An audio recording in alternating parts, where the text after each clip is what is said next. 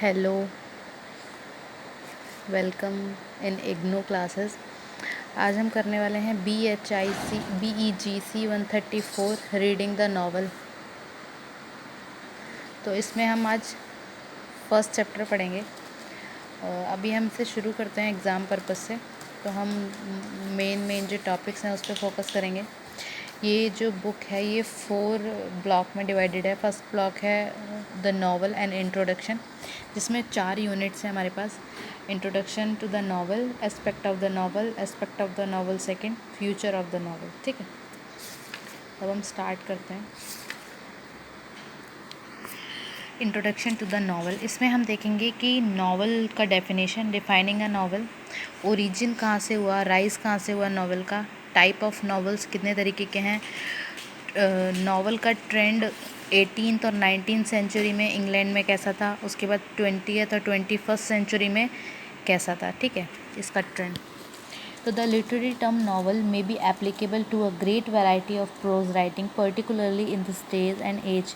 जो literary term है novel, वो हम इट में भी एप्लीकेबल टू अ, इसमें बहुत सारी वेराइटीज़ होती हैं प्रोज की, राइटिंग्स की। ठीक है, the novel as a genre is not easy to define. Novel को एज अ जनरे डिफ़ाइन करना बहुत ही मुश्किल है, due to its being an extremely open and flexible, क्योंकि ये बहुत ज़्यादा बड़ी और बहुत ही ज़्यादा फ्लेक्सिबल फॉर्म में रहता है। तो not only this, the novel also evade definition just as other literary terms too. यानी कि जो नावल है वो बहुत अलग तरीके से भी हम डिफ़ाइन कर सकते हैं इसको। तो मतलब नावल एक ऐसी चीज़ है, इसको बहुत आसानी से हम उसकी कोई एक व्याख्या नहीं की जा सकती। तो however, since we are going to be talk about the novel and studying various type of novel in this course, इस कोर्स में हम नावल के बारे में पढ़ेंगे और नावल के जो भी वेरियस टाइप्स हैं उसके बारे में पढ़ेंगे।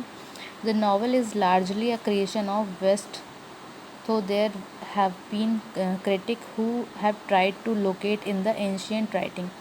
मतलब जो नावल है वो एक कितनी लंबी क्रिएशन है ऑफ द वेस्ट की। ठीक है, जिसको क्रिटिक्स ने ट्राई किया है एंशियंट राइटिंग से लोकेट करने का उस टाइम से। तो Egypt, writing of Egypt and writing from the middle age in Japan, ये उस टाइम की लोकेटेड है Egypt and writing of the Middle East in Japan.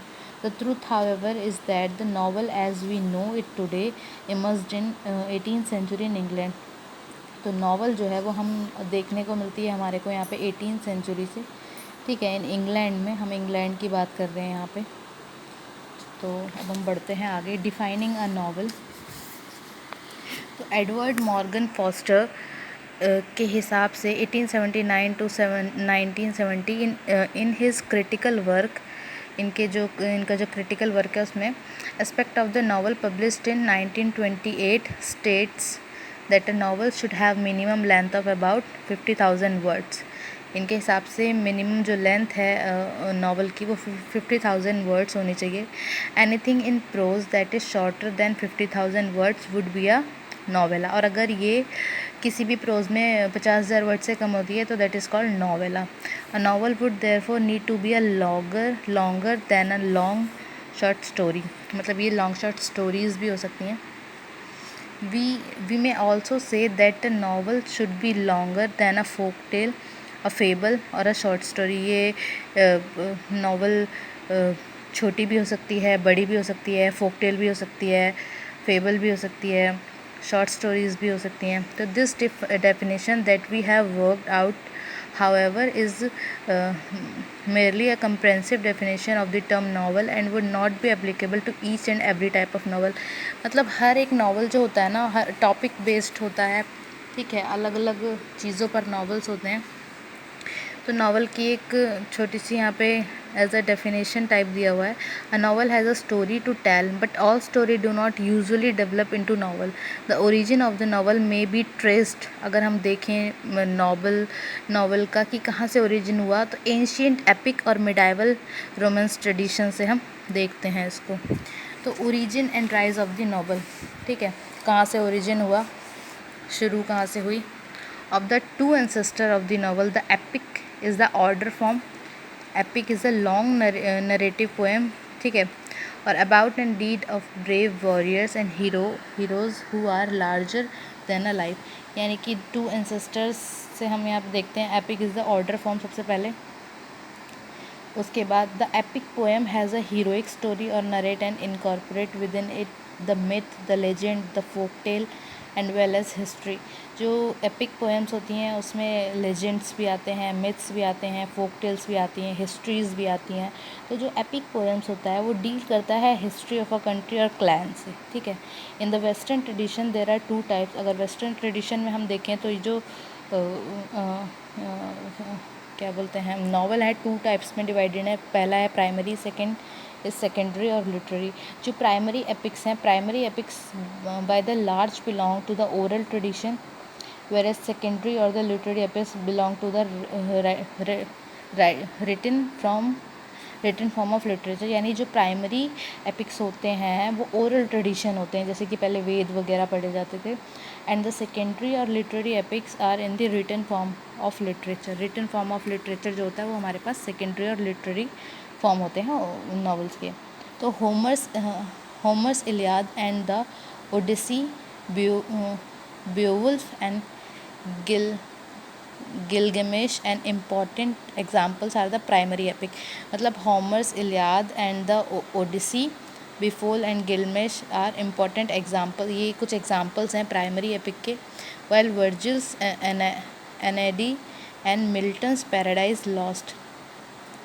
वर्गिल्स का एनेडी और मिल्टन्स का Paradise Lost are fine illustration of the literary epic. ये literary epic के example हैं, ठीक है। ये दोनों वर्गिल का एनाइड और मिल्टन्स का पैराडाइज लॉस्ट, ये दो लिटरेरी फॉर्म्स हैं। और होमर्स इलियाद का ओडिसी और बेओवुल्फ का गिलगमेश आर इम्पॉर्टेंट एग्जाम्पल्स, ठीक है। In India we have Ramayana and Mahabharata as well as Kalidasa Abhijnana, Shakuntalam and Meghadutam which are the counted among the classics of world literature. ये हमारे जो इंडियन लिटरेचर में आते हैं, रामायण है, महाभारत है, कालिदास का अभिंजना और शकुंतला है और मेघदूतम है, ये सारे भी हमारे क्लासिक वर्ल्ड लिटरेचर में आते हैं। The epic tradition has come down to us in a very unique manner. शुरू में जब था तो एपिक ट्रेडिशन ओरल था हमारे पास। For instance, in the last 100 years, so cinema has been favored media and narrative on the epic scale। हमारे पास काफ़ी अभी कम ही टाइम हुआ है जो ये ट्रेडिशन आया है, मीडिया आया है, ठीक है, और सिनेमा वगैरह आया है। तो इसके बाद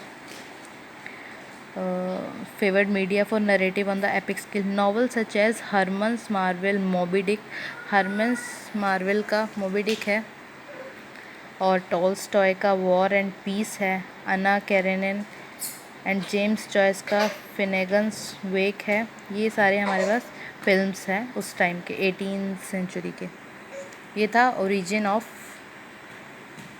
ऑफ नॉवल।